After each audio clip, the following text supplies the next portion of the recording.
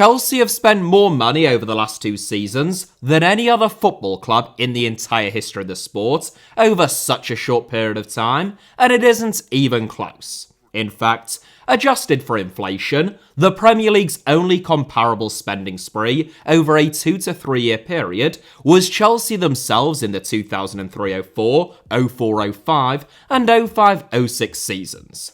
As with their current lavish spending, Chelsea's previous market-distorting investments came in the immediate aftermath of a change of ownership. Russian oligarch Roman Abramovich parked his tank on the Premier League's lawn in 2003 and spent the next 3 years firing £50 notes from its turret in every conceivable direction. Chelsea broke their own transfer record 4 times in those 3 seasons, spending well over twice as much as any other Premier League club. The results were instant and emphatic. Signings like Claude Makelele, Ricardo Carvalho and Didier Drogba became Chelsea legends. Meanwhile, the appointment of Porto's Champions League winning head coach, Jose Mourinho, might just have been Chelsea's most important signing of all. Having only previously been crowned champions of England once in their history, all the way back in 1955, Chelsea won consecutive Premier League titles in 2005 and 2006, conceding a mere 37 league goals across both campaigns and handing Manchester United and Arsenal a bloody nose. This time around, the immediate result of Chelsea's unprecedented investment has been, well, how shall we put it, just as emphatic, but for radically different reasons. Chelsea conceded 47 league goals last season alone, 10 more than they did in the 2004-05 and 2005-06 seasons combined, and 9 more than they actually scored last season, en route to a miserable 12th place finish below Brentford, Fulham and Crystal Palace. That's despite the fact that Chelsea spent over twice as much last season as Brentford have in their entire 134-year existence. Between this season and last, Chelsea have spent €1.1 billion, which is more than twice as much as any other team in world football, with PSG and Manchester United being the next highest on €497 and €446 million apiece. Their net spend over that time of €742 million, again, is over double the next highest, namely Manchester United, at €367 million. Before all of that investment, Chelsea already had the 6th highest wage bill in world football, tied with Barcelona, and the 4th highest in the Premier League. We won't know for sure until Chelsea's accounts for the current period are published, but it's now estimated that the Blues may have the 2nd highest wage bill in the Premier League, trailing only Manchester City. Whilst Man City won a historic treble last season though, and have enjoyed an era of almost unprecedented dominance in English football under Pep Guardiola, Chelsea look set for a 2nd successive mid-table finish. At the time of recording, the Blues are 12th, in exactly the same position as they finished last season, having lost more games than they've won this season, and yet again, trailing their West London rivals Brentford and Fulham. A reminder, at this stage, that the season before beginning a more than €1 billion spending spree, Chelsea finished 3rd in the Premier League, won the FIFA Club World Cup, and reached the finals of both the EFL and the FA Cup, and the season before that, they won the UEFA Champions League. Of course, everyone knows that Chelsea are doing badly. This isn't some stunning revelation that I alone have just stumbled upon. Even if they hadn't spent more than twice as much as any other club in world football, this would still have been a staggering regression. But just how bad Chelsea are, in light of their spending, I don't think is fully appreciated. As a matter of fact, relative to their transfer expenditure, wage bill and overall budget, I think Chelsea might currently be the worst football team of all time. At first, that might seem like quite a bold claim, and it is, but I'll do my best to justify it, and then you can make up your own minds. When Todd, Boehly and Clearlake Capital completed their takeover of Chelsea in May 2022, the Blues had just finished 3rd in the Premier League table under Thomas Tuchel, sandwiched between Liverpool and Tottenham. It was viewed as a somewhat disappointing season for Chelsea, fresh off the back of winning the Champions League, but it was very nearly an exceptional one. Chelsea reached the final of the EFL Cup, following victories against Premier League opposition in every single round leading up to the final, and they followed that up with a second trip to Wembley Stadium 2 weeks before Boehly and Clearlake's takeover was completed, this time in the FA Cup. In both finals, Chelsea faced Liverpool, and Thomas Tuchel faced his compatriot and fellow Mainz and Borussia Dortmund alumni Jurgen Klopp. In 240 minutes of football, plus injury time, not a single goal was scored. They weren't exactly all-time greats, as far as the neutrals were concerned. I was actually at that FA Cup final, it was boiling hot, and believe me when I say that, if not for catching a tan, it would have been a completely wasted afternoon. More importantly though, Chelsea lost both games on penalties, coming within inches of winning a domestic double, but ending up with nothing. Even in the Champions League, as Chelsea sought to defend their crown, they were only knocked out by a 96-minute Karim Benzema winner for Real Madrid, who went on to win the whole thing. Make no mistake, there were still issues at Chelsea. Almost £100 million club record signing Romelu Lukaku had only managed to score 8 Premier League goals and 15 in all competitions. The sanctioning of former owner Roman Abramovich by the UK government had thrown the club briefly into turmoil, and despite finishing third in the Premier League table, Chelsea were 18 points behind Liverpool in second, and only 3 above Tottenham in fourth, and 5 above Arsenal in fifth. Nonetheless, this was a team, just 12 months on from being crowned as the champions of Europe, that had once again illustrated an ability to go toe-to-toe with the best teams in England and Europe. And they had done so with a young squad and several players who appeared to have bright futures at Stamford Bridge ahead of them. If you had said, at that time, that over the next 15 months, Chelsea would spend £900 million on new signings alone, you would imagine that they would be transformed into the best team in the world, or one that, at the very least, would be firmly in contention to win both the Premier League and the Champions League for the foreseeable future.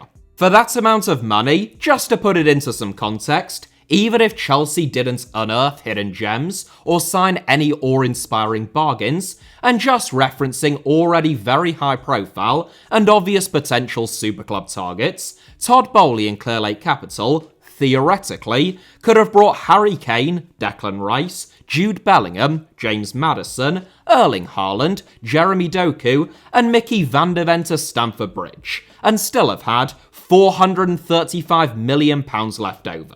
In fact, those 7 signings, which would give Chelsea a hypothetical team that looks something a bit like this, with Doku not even making the starting 11, would only have accounted for about half of what they have actually spent during that time. I am going to say this a lot in this video, but that is absolutely insane. What Chelsea have ended up with in their last game against Everton, and admittedly they do have some injuries, is this starting 11 and this bench. Likewise, in Chelsea's opening game of this season against Liverpool, this was their starting 11 and bench. No one, in 2022, just a year or so before that game, would look at that team and those substitutes and assume that Chelsea had a higher net spend over the last 3 transfer windows than Real Madrid, Barcelona, PSG and Bayern Munich combined, and they would be right to make that assumption. As a result, rather than an all-conquering super team, Chelsea have ended up with a bloated and dysfunctional squad on extremely long contracts who fell from 3rd to 12th place last season as Chelsea rifled through 4 different managers in a single campaign, a record that not even Abramovich ever attained, and now Mauricio Pochettino is under similar pressure, having failed to improve upon Chelsea's results from last season. This comes at a time when there is an almost 1-to-1 ratio between a team's budget, and particularly their wage bill, and where they tend to finish in a league table. People don't like me saying this because it makes modern football sound very boring, but in most of the world's major leagues, you can predict how the table will look at the end of the season with a high degree of accuracy just by looking at every club's wage bill. There will be outliers every season, of course, like Brighton and Brentford overachieving in the Premier League, or Manchester United underachieving on a number of occasions over the past decade. But by and large, the rich six, or now the rich seven, will occupy at least 6 of the top 8, with only 1 or perhaps 2 other teams usually squeaking in during a freak season, and the lowest spenders, as we are seeing with the 3 promoted teams this season, are likely to struggle. Within this context, Chelsea ought to have guaranteed themselves, almost in a transactional process, Champions League football at the bare minimum. That they not only aren't challenging England and Europe's elite at this moment in time, but have actually got worse begs the question, is football shifting away from a model of financial dependence, where the highest spending teams will always do the best, and towards a new era of sound governance and management, where data analytics and scouting networks are the key determining factors for success? Or are Chelsea just the biggest basket case known to man, capable of overturning an established precedent which has, to some degree, always existed, but has become particularly prominent over the last 20 to 30 years?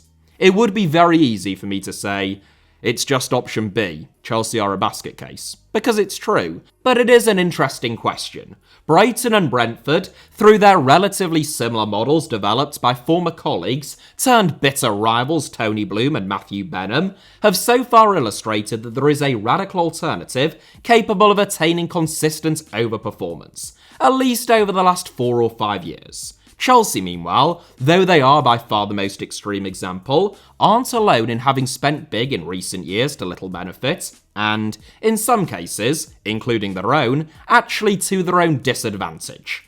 Manchester United finished 3rd in the Premier League last season and won the EFL Cup, so their season was nothing like as catastrophic as Chelsea's, but they have failed to qualify for the Champions League in 5 out of the last 10 seasons since Alex Ferguson retired, and have failed to get beyond the quarter-finals of the Champions League throughout that time, despite being one of the highest spenders on both transfer fees and wages in European football throughout that time. Everton, likewise, spent an enormous amount of money following Farhad Moshiri's arrival at Goodison Park in 2016, particularly in relation to their relatively modest revenue by Premier League standards, and they have paid a brutal price for that overspending this season. Not only did Everton's spending land them in hot water with the Premier League for violating their profit and sustainability regulations, though, it also failed to make them any better at football, which, is a bit of a downside. Having finished 7th the season before Moshiri arrived, Everton haven't finished that high in any of the 6 seasons since, and they only narrowly avoided relegation in each of their last 2 campaigns. There are definitely interesting things happening in football, for better or worse, in terms of the way in which clubs are structured, multi-club ownership models, and the utilisation of software, AI and data for everything from recruitment to nutrition and effective set-piece routines, which is capable of disrupting the industry, to borrow a wretched word from the world of business. We shall see how disruptive the disruptors prove to be in the long term and how large they are in number. But right now, they represent an exception, and possibly only a temporary exception to the rule, rather than the definitive dawning of a new era. Even Brighton, who are certainly the most impressive example in the Premier League to date, finished 6th last season, and they will have a very hard time replicating that feat again this season. Compare that with Newcastle United, who haven't been carefully constructed over 15 years by a data wizard with a system based upon extremely extensive data harvesting software, but have instead gone down the old-fashioned route of being taken over by a despotic oil-rich dictatorship and spending an absolute fortune. Ah yes, the beautiful game. It took Newcastle United's new owners, the state of Saudi Arabia, just a single season to finish inside of the Premier League's top 4 in their first full season owning the club, which is a season quicker than it took the UAE and Manchester City just over a decade ago. All it took was £380 million being spent on new arrivals, a £330 million net spend, which is the 4th highest in world football during that time, despite Newcastle having a tiny fraction of the revenue of similar and indeed much lower spending clubs, and the highest wages to turnover percentage in the entire Premier League,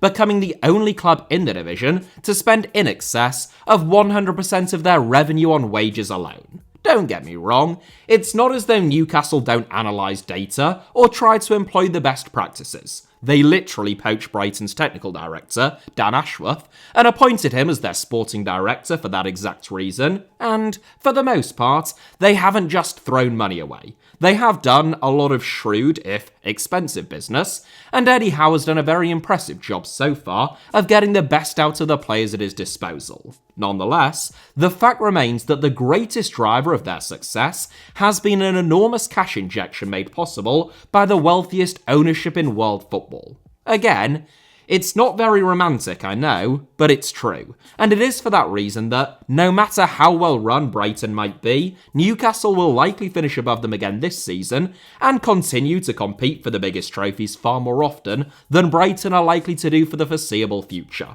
Chelsea are absolutely remarkable then, and I mean that in the worst possible sense. It's over 10 years since any other rich six clubs finished outside of the top 8, dating back to Manchester City in the 2008-09 season, their first under new ownership, before they had really had time to put their rich six status to good use. Chelsea, incidentally, have done it twice. Once last season, when they finished 12th, and once in the 2015-16 season, when they put up one of the most pitiful title defences of the Premier League era, and finished 10th. The following season, however, despite having a net spend of less than £21 million, without the burden of European football, Chelsea cruised to the Premier League title in Antonio Conte's debut campaign. Particularly optimistic, or perhaps deluded Chelsea fans, might have been hoping for a similar turnaround this season, but despite spending a cool 10 times as much as they did 8 years ago, net, and routinely having a full week to prepare for games, unlike their supposed peers, under the management of Maurizio Pochettino, it is debatable whether or not Chelsea have even improved. If you'd have asked that question a month ago, following a big win against Tottenham and a 4-4 draw against Manchester City, you would have found plenty of Chelsea fans who would tell you that, whilst far from ideal, there were green shoots of optimism for them to at least cling on to. If you ask them now, after a 4-1 defeat against Newcastle, getting outplayed by Manchester United, and frankly bullied away at Everton, they'll tell you that they are no better than last season and, in some ways, look to be even more fragile if anything. The biggest difference between Chelsea's early years under Abramovich and their early years under Boehly and Clearlake, aside from the fact that they were good then and they're rubbish now, is the strategy that has been adopted by those ownership regimes. Abramovich's aim was to rapidly transform Chelsea from a good but routinely not quite good enough team into the best team in England and one of the best in Europe, and to realise that ambition through the acquisition of several outstanding players with little concern for trivial matters like the price tags that they might command. In their first season under Abramovich, which was also their highest spending adjusted for inflation, Chelsea signed established elite-level players. Hernan Crespo, Claude Makelele, and Juan Sebastian Veron had all already been among the best players in Europe when they arrived at Stamford Bridge, all between the ages of 28 and 30. Even Chelsea's youngest signings like Damien Duff, Scott Parker, Wayne Bridge and Joe Cole, who were all still in their 20s, had already proven themselves as star players at Premier League clubs. That is markedly different to the strategy adopted by Boehly and Clearlake. This time around, Chelsea haven't tried to sign the best or most proven players with an ambivalence regarding other factors like age, potential or sell-on value, but rather, they have very explicitly targeted young players looking to build a squad for the next decade that will reduce their future operating expenses because they won't have to spend so heavily on players in the future, or at least, that's the theory. There are other benefits as far as Boehly and Clearlake were concerned. Unusually long contract lengths weren't just beneficial for accounting purposes, which I'll try to touch on at some point, but also for tying players down, temporarily at least, on lower salaries than they are likely to be worth if they develop as hoped, and ensuring that they're able to be sold for a real or at least booked profit if or when Chelsea deem them to be expendable. In theory, it's not the worst idea. But in football, as in high-end restaurants and Saudi Arabian town squares, it's all about execution. If you wanted to be hyper-charitable to Chelsea, and I really do mean so charitable that at the end of this segment I ought to have been appointed as an ambassador for UNICEF, there are a few things that you might point out.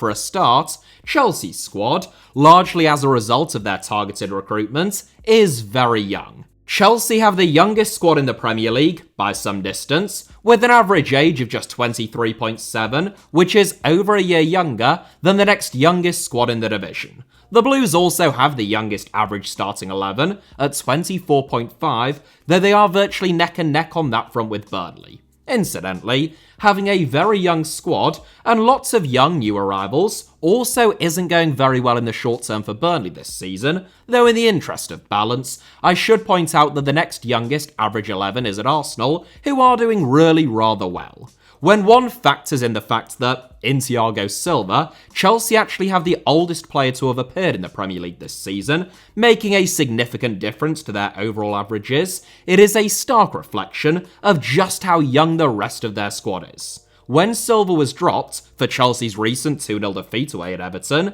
there wasn't a single player over the age of 26 in Chelsea's starting 11. Their oldest player, would you believe it, was goalkeeper Robert Sanchez, who only just turned 26 himself, and I mean literally just a couple of weeks ago, and had to go off injured in the 84th minute. So that is one thing. Secondly, this group of players are not only young, many of them, unlike Chelsea's 2003 recruits, new to the English game and adjusting to a new league, language and culture, they have also been very hastily assembled. Again, taking Chelsea's starting 11 against Everton, only academy graduates Armando Broja, Conor Gallagher and Reece James were at the club before Boehly and Clearlake's takeover in 2022. And even out of those three, only James has actually been playing games in the Chelsea first team for any substantial amount of time. And he, and I don't mean this callously, he has my complete sympathy, but it is just a fact now, is almost permanently injured. In Chelsea's next starting 11, it is distinctly possible that there won't be a single player who made a first-team appearance for the club prior to 2022. We are pretty used to rapid squad turnover in modern football, and teams changing up to 3 or 4 of their starting 11 each season. But that, and I am going to repeat the catchphrase here, is absolutely insane. If Chelsea's players played like strangers both this season and last, well, that's because they are. Heck, I wouldn't be that surprised if some of them didn't even know each other's names, especially given the enormous size of Chelsea's squad. Maybe, in fact, almost certainly, with greater experience, development, chemistry, and cohesion as a group, Chelsea would or will improve. How much, and whether it will be enough to justify their eye-watering investment, that is a wholly different question. But they should certainly improve. And then there is the argument that, well, sure, Chelsea haven't been great this season. Actually, they've been awful, but maybe they've been a little bit unfortunate. Every team seems to have injury woes this season, but Chelsea are no exception. Reece James, obviously, is sculpted out of poppadoms, and his misfortune has only grown this season. You could be forgiven for forgetting that Wesley Fofana is the 4th most expensive defender of all time, or even just that he exists, since he is yet to return from his ACL injury. Both Christopher Nkunku and Romeo Lavia are yet to make their competitive debuts for Chelsea, having so far been sidelined all season with knee and ankle injuries. Perennial croc Ben Chilwell has been out since September with a hamstring injury. Benoit Badiashile only recently returned from 6 months on the sidelines due to a groin injury, and Carney Chukwuemeka has been injured for the majority of Chelsea's games over the last 12 months, and is still sidelined now with what would appear to be a frustratingly persistent knee injury. And that is just the long-term absentees. With all that being said, Chelsea have the most bloated squad in the Premier League, and given their scattergun spending spree over the last 3 windows, they ought to be, in theory, among the best placed teams in the division to weather the storm of an injury crisis. Instead, it looks to have ruined them, and it has further exposed the fragility of this extremely expensively assembled squad. That's not the only way in which one could argue that Chelsea have been unfortunate though. There is also the not wholly unreasonable idea that they ought to have taken more points from the games that they've played in so far this season. Chelsea have the 4th highest XG in the Premier League this season, ahead of Arsenal and Aston Villa, who sit 2nd and 3rd in the table, 9 and 10 places ahead of them. Their defensive record is a little bit less impressive, their XG against putting them slap bang in the middle of the division in 10th, though that still means that they have conceded fewer expected goals against than either Manchester United or Tottenham.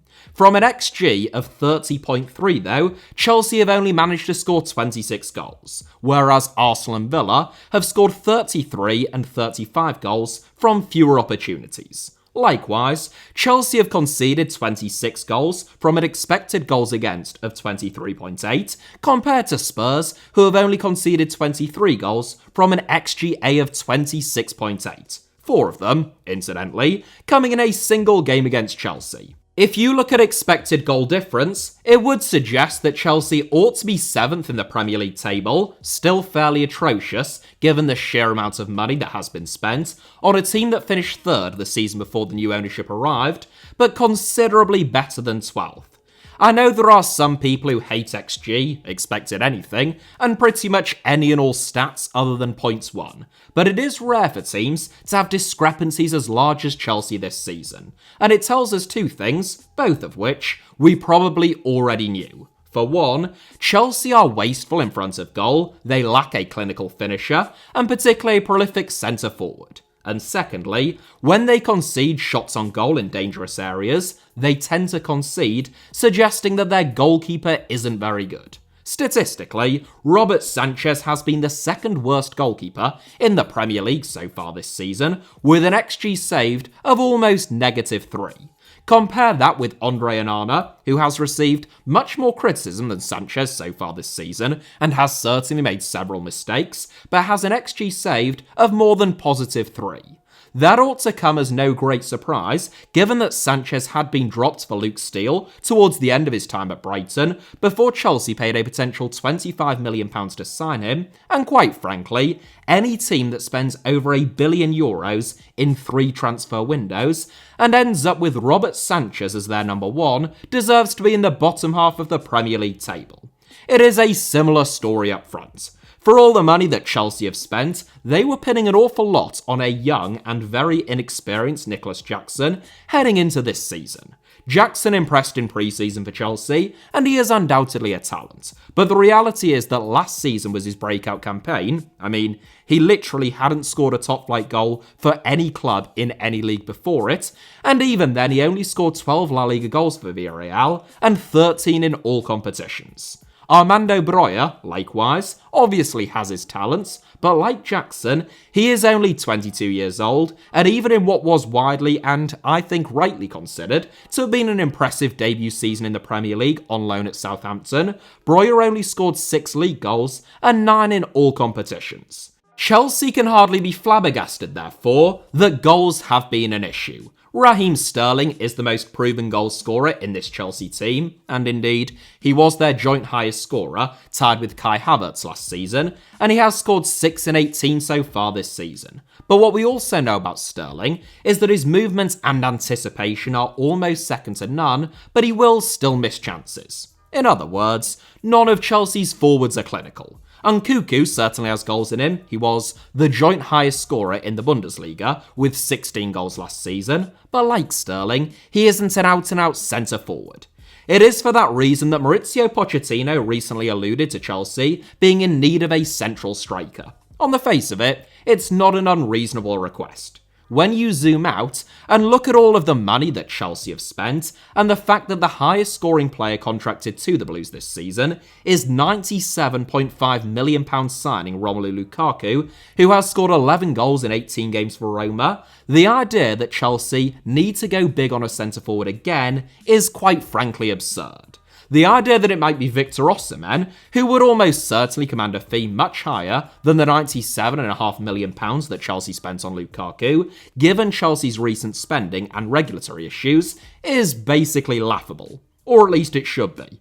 I have made a whole video specifically about Chelsea in relation to the Premier League's profit and sustainability regulations and UEFA's rules around FFP, should they ever return to Europe. So I don't want to get too bogged down in that again. If you are interested in that subject, just search HITC Sevens Chelsea, and the video's titled Why Todd Boehly is Happy to Lose £1 billion at Chelsea, and Chelsea's Crazy Contracts and How They're Avoiding FFP should cover it well. But it would be impossible to overlook it entirely, especially in summing up and assessing Chelsea's likely future prospects. Basically, the likelihood of Chelsea breaking profits and sustainability regulations at this stage is very high, despite all of their accounting tricks, but Boehly and Clearlake will have been well aware of the risks involved in exceeding those loss limits. In other words, it was a calculated risk. Chelsea almost certainly accounted for the high probability of falling foul of the rules, and the potential sanctions or punishments likely to come their way as a result, but determined that it was a risk worth taking to get the players they wanted in early and to have the building blocks in place for the next decade. As much as people expected Chelsea to rein in their spending under a private equity firm after Abramovich left, based upon the experience of other clubs with similar ownership regimes, it's actually a very hedge fund way of thinking. You smash things up, make a bit of a mess, but at the end of it, you've carved out greater market share and revenue for yourselves.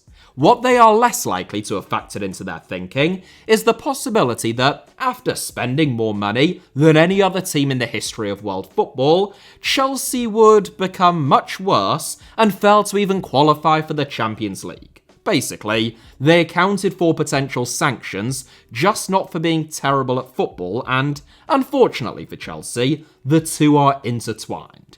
In the 3 seasons before Boehly and Clearlake arrived, Champions League football was worth between 80 to 120 million euros a season to Chelsea.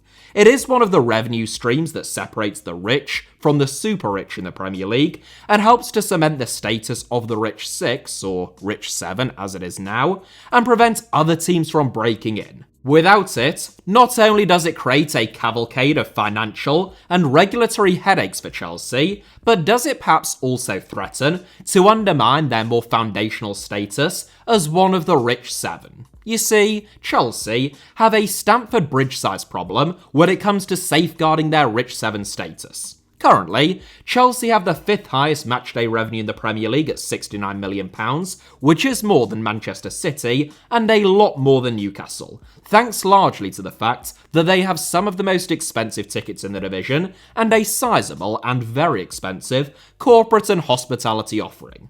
Unless Chelsea keep increasing their prices, though, disproportionately to other clubs, it is going to be difficult for them to significantly increase their matchday takings. Stamford Bridge is one of the oldest football stadiums in England, and its 40,343 capacity now makes it the 10th largest stadium in the division, soon to be overtaken by Everton, assuming that the Toffees are able to maintain their Premier League status. Champions League revenue and player sales have therefore been vital to Chelsea's business model and allowing them to compete for the last 10 years or more. It is one of the reasons why Roman Abramovich tried and failed so many times to explore different avenues for building Chelsea a new stadium, and why Boehly and Clearlake are currently exploring the possibility of demolishing Stamford Bridge and rebuilding it on the exact same site, but rotating the pitch 90 degrees to run west to east, creating the room for expansion. That, of course, also won't come cheap. On the latter point, player sales, Chelsea also have another problem. Following 2 decades of selling almost exclusively only players that they no longer wanted, the Blues now face the prospect of enforced sales of players that they would much rather keep.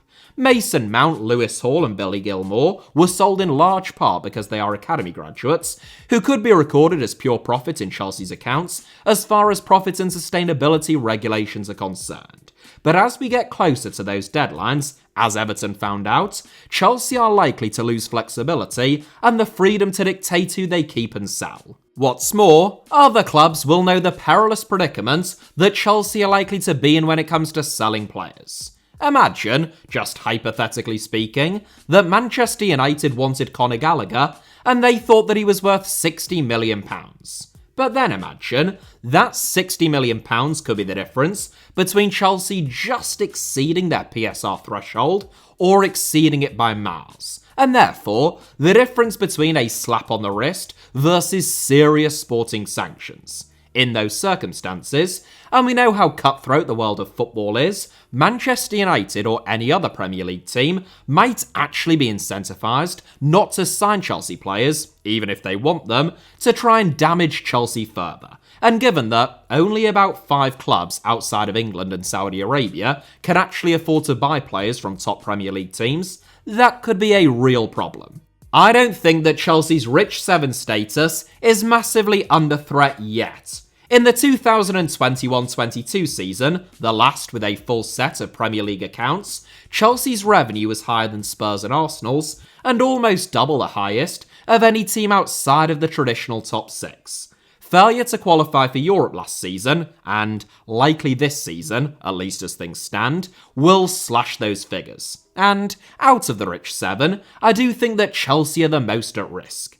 In the next set of accounts, they will likely have the second lowest revenue, only ahead of the emerging state-owned power of Newcastle. We know their stadium issues, likely regulatory pitfalls and potential sanctions, and there are no guarantees that this team is going to significantly improve, at least to the extent that it needs to, anytime soon. Chelsea's midfield 3 of Enzo Fernandez, Moises Caicedo and Cole Palmer that started against Manchester United cost them almost £270 million. Yet they were bullied by Scott McTominay, Sofiane Amrabat and Bruno Fernandes. That is a midfield, with the greatest of respect, that doesn't tend to bully anyone, let alone the most expensive midfield in world football. Combine a fragile midfield with a disjointed back line, a wasteful front 3, and a goalkeeper who everyone knows isn't good enough, and it is little wonder that Chelsea are experiencing severe difficulties. Aside from that though, everything else is going swimmingly. When you look at Chelsea's midfield, you are thinking that Romeo Lavia, when he returns, basically needs to be an absolute monster in there, and he's only 19 years old. Chelsea's squad is young, it's early days, and they might have been a touch unfortunate at times this season. But when you juxtapose that analysis of their squad, and a record of 9 wins, 12 draws, and 18 defeats in the Premier League in 2023, with the most extraordinary spending spree in the history of the sport, the case for Chelsea being the worst team of all time in relation to their spending and budget, I think, is a pretty overwhelming one. In terms of teams in the Premier League, both this season and last, Chelsea actually have the worst record in 2023, having collected 39 points from 39 games, or in other words, 1 point per game. Nottingham Forest and Crystal Palace have collected 1.02 points per game, Bournemouth 1.13, and Everton 1.18. Brighton, who have the highest net profit on player trades in the Premier League over the last 2 seasons, and whose manager and several of their players Chelsea have bought, have averaged 1.68. It used to be said that each Premier League point, and goal since the two tend to correlate, both cost and was worth around £1 million to a club. Chelsea have spent about £25 million for every point that they have won. It is almost unfathomably atrocious. And however bad you think that Chelsea might have been since Todd Boehly and Clearlake Capital arrived, the reality is that they have almost certainly been a whole lot worse. That is it for today's video.